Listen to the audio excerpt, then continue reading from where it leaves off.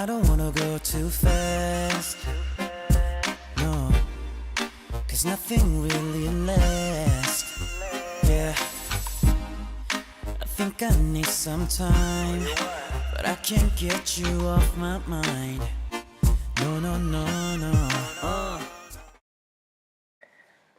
Bonjour à tous, aujourd'hui on se rejoint avec un nouveau vlog, donc c'est le deuxième de la série que je fais en Corée et aujourd'hui on va aller dans plusieurs endroits et notamment le village traditionnel Hanok de Bukchon qui se situe à Séoul dans un quartier bien spécifique et donc ce quartier c'est un quartier qui est très animé tout de même, il y a quand même pas mal de monde, notamment beaucoup d'étrangers qui viennent pour faire des photos, pour voir un petit peu ce qui s'y passe parce qu'en fait c'est un village qui est comme son nom l'indique traditionnel et qui donc a été conservé relativement bien. Bien évidemment, vous avez des petites échoppes, des petits magasins qui ont ouvert avec des façades beaucoup plus contemporaines et beaucoup plus récentes du coup, mais ça vaut quand même le détour. Alors il faut marcher, il y a pas mal de choses à voir et faut grimper parce que des fois c'est quand même assez hard, il y a pas mal de marches pour pouvoir accéder aux petites maisons, aux petits détails, des portails, des choses comme ça, mais c'est relativement très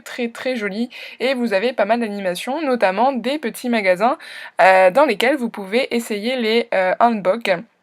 Et d'ailleurs, on peut voir beaucoup de personnes avec les tenues traditionnelles coréennes dans la rue, ce qui est assez sympa. Donc là, comme je vous l'expliquais dans le premier vlog, j'avais eu un souci dans mes vidéos.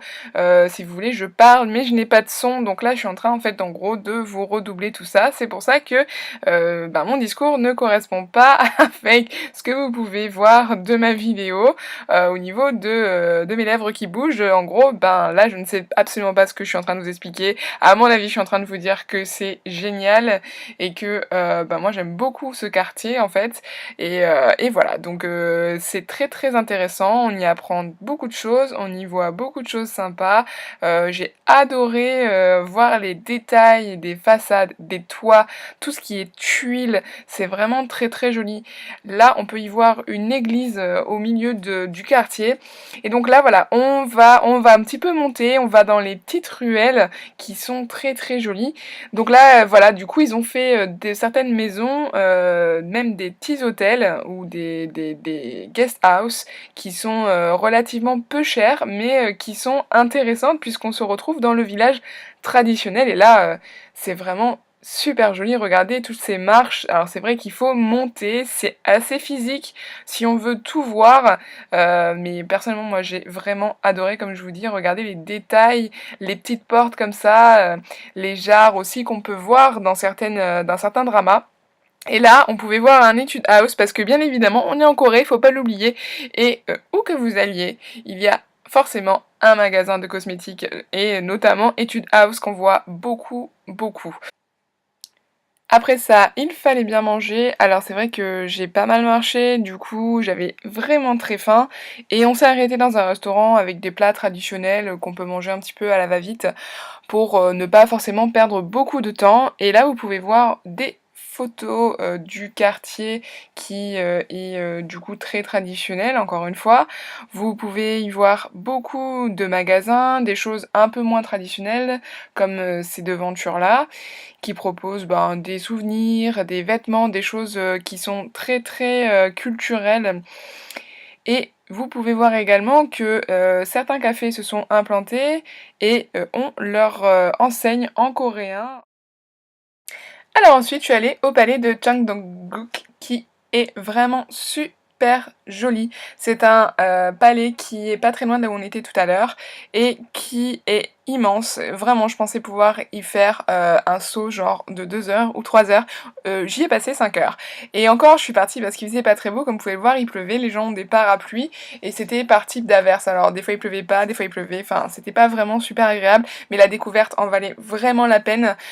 Vous avez donc au niveau du palais, vous avez plusieurs sections, c'est sectionné, et vous avez des portes, différentes portes. Donc là, vous pouvez voir, c'est le pavillon au niveau de la chambre du trône, la salle du trône, qui est derrière moi, et vous pouvez voir donc des grandes esplanades et les différents pavillons. Donc tout est segmenté selon la personne qui y habite, que ce soit la reine, le roi, et tout est segmenté, donc c'est assez immense, et vous pouvez imaginer le nombre de personnes qui devaient vivre à l'époque là. En même temps, on le voit assez souvent dans les dramas historiques, si vous avez l'occasion d'en regarder, je ne sais pas, mais en tous les cas, on voit très bien l'ambiance qu'il pouvait y avoir, et en dehors de ça, vous avez un jardin qui est immense, et qui représente à lui seul à peu approximativement 60% de la superficie globale du palais, ce qui est immense. Et là aussi c'est assez segmenté avec des pavillons différents. Donc là vous pouvez voir en fait l'intérieur de la salle du trône qui a des peintures assez typiques et pittoresques coréennes, et là vous avez un plan donc de par la salle du trône, mais vous voyez en fait la tour Namsan qui est tout en haut là-bas, et vous pouvez avoir aussi des petites allées comme ça où vous pouvez vous mettre en dessous et en fait marcher, donc ce qui est assez sympa. Au niveau des piliers, on peut vraiment faire des perspectives au niveau des photos, je trouve ça vraiment très joli, et on y retrouve le code couleur coréen bien évidemment. Et là on est dans le jardin, donc avec un grand bassin qui est magnifique, et moi je le trouve vraiment très beau ce bassin, avec là aussi des pavillons différents qui ont été aménagés selon la modernité du temps. Donc c'est un pavillon, c'est un palais à faire vraiment si vous aimez la culture coréenne, parce que ça reste quand même un trésor du patrimoine culturel coréen qui est vraiment bien conservé et qui est vraiment très très beau. Par contre, il faudra y mettre un petit peu de temps, donc je vous conseille d'y aller dans un moment où il fait très beau, et de au moins réserver une bonne après-midi, voire quasiment toute la journée. Après ça, pour passer la soirée, j'ai décidé d'aller au quartier de Myeongdong. Donc je vous avais fait un article sur le blog, je le mettrai en barre d'infos, et vous pouvez voir, c'est un peu le temple du shopping. Vous avez beaucoup d'enseignes, c'est très animé, surtout en soirée. Vous avez beaucoup d'étrangers, beaucoup de Coréens, des Chinois, des Japonais, tout ça, tout mélangé, avec des animations de folie. Donc là, vous pouvez voir le petit chat qui fait, la petite mascotte qui fait en fait la publicité pour le Goyanggi Café, dans lequel je vais aller juste après, et vous avez en fait un nombre incalculable d'enseignes, et notamment des enseignes de cosmétiques. Donc là vous avez pu voir Innisfree, The Face Shop, Tony Moly, tout ça. Et ensuite j'ai mangé, donc là vous avez pu voir que j'ai mangé un porridge qui était juste merveilleux. Et ensuite j'ai opté pour une glace en fait que je n'avais jamais mangé, même en France. Je sais qu'ils font ça à Paris, et notamment dans d'autres grandes villes, mais j'avais jamais goûté, et apparemment celles-ci sont assez réputées dans le quartier de Myeongdong, et vous pouvez voir la technique. Moi j'étais assez sciée, j'étais vraiment étonnée. J'ai fait une vidéo assez longue d'ailleurs pour vous montrer la technique, mais ils font ça avec une dextérité, c'est impressionnant, et vraiment c'est très très bon en plus de ça, et on a vraiment pas envie de le manger tellement que c'est joli. C'est vraiment très très très bien fait, et là vous pouvez voir le résultat, c'est vraiment superbe et c'est très bon. Ensuite donc voilà, on est au Goyanggi Café, et donc c'est un équivalent pour ceux qui connaissent du Neko Café au Japon, ou un chat café quoi, tout simplement, où on vient passer du temps avec les chats.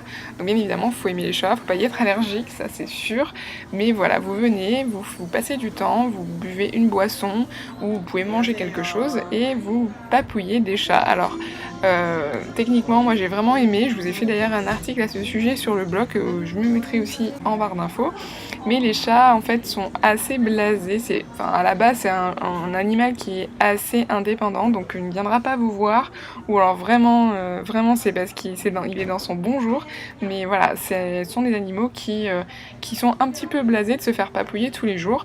Maintenant ils sont absolument pas méchants, ceux qui sont entre guillemets un peu peureux et qui peuvent éventuellement faire quelque chose sont en fait signalés par un collier, et en fait en général quand vous rentrez dans le magasin, on vous explique en fait les règles au niveau de règlement du chat café en fait.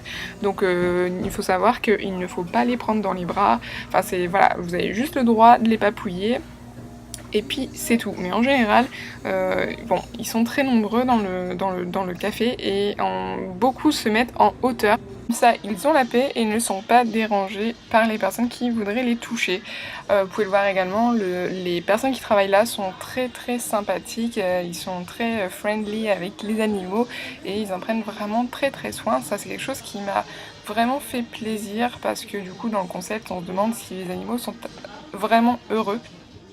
Après cette journée, je suis rentrée à l'appartement pour me reposer, me préparer pour la journée d'après. J'espère que ce vlog vous aura plu, n'hésitez pas à me suivre sur les réseaux sociaux, je vous fais plein de gros bisous et je vous dis à très vite dans une prochaine vidéo. 너의 눈빛에 입술은 바짝 마르지 오랜만에 느껴보는 이런 떨림 이렇지도 저렇지도 못해 나이 밤이 다가기 전에 난 널 내 품 안에 원해 Real love I think I wanna just call me 고민하지 마